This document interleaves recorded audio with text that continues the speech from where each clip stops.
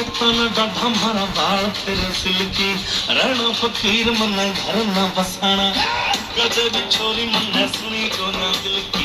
मोटा मारो है मेरा दिल ना जाना मैं दूर मोहब्बत इश्क सु मैं दूर मोहब्बत इश्क सुना ना ढूंढा का भी गया करूँ तुम सुट्टे लाया कर पंड को रागनी गाया कर मैं चुम के सुट्टे लाया कर पंड को रागनी गाया